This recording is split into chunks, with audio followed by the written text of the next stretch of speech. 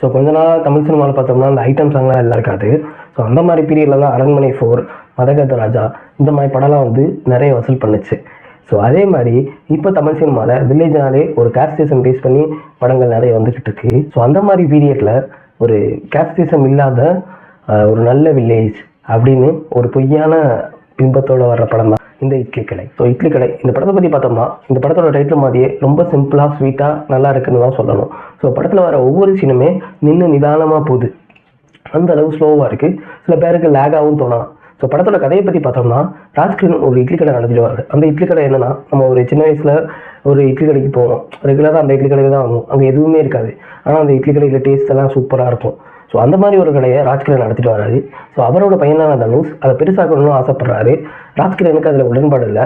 எல்லா இடத்துலையும் நான் சமைக்க முடியாது, நான் சமைச்சா தான் அந்த டேஸ்ட் வரும் அப்படின்ற ஒரு மைண்ட் செட்டில் அவர் இருக்கார். ஸோ இதனால தனுஷ் அந்த ஊரை விட்டு வெளியூர் போகிறாரு, அதுக்கப்புறம் வெளிநாடு போகிறாரு, அதுக்கப்புறம் அங்கேயே செட்டில் ஆகிடுறாரு. அதுக்கப்புறம் அவர் கல்யாணம் ஃபிக்ஸ் ஆகுது. ஸோ இந்த மாதிரி டயத்தில் ராஜ்கிரண் இறந்துடுறாரு. ஸோ இதுக்கப்புறம் என்ன ஆச்சு அப்படின்றது தான் படத்தோட மீதி கதை.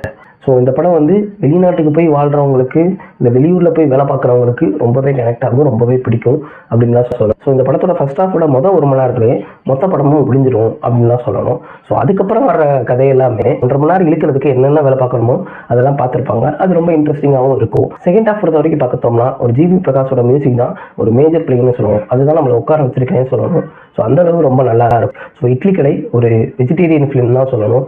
படத்தில் அவ்வளோவா ஆக்ஷன் இருக்காது, படம் நிதானமாக போகும். ஸோ மொத்தத்தில் இந்த படத்துக்கு நான் போகலாமா வேணாமா அப்படின்னு நீங்கள் கேட்டிங்கன்னா, உங்களுக்கு வந்து தவமாய் தவம் இருந்து, தர்மதுரை இந்த மாதிரி படம்லாம் பிடிக்கும்னா இந்த படமும் உங்களுக்கு கண்டிப்பாக பிடிக்கும். நீங்கள் போய் பார்க்கலாம். ஒரு 1 டைம் வாட்சபிள் டீசெண்டான ஃபிலிமாக தான் இருக்கும். உங்களுக்கு போரே அடிக்காது, படம் ஃபுல்லாக ஒரு ப்ளசன்ட் ஃபீல் தரும். எந்த படத்துக்கு என்ன ரேட்டிங் பார்த்தீங்கன்னா 5க்கு 3 தரலாம். அந்த அளவுக்கு எந்த ஒரு குறையும் சொல்ல முடியாத படமாக தான் இந்த இட்லி கடை இருக்குது.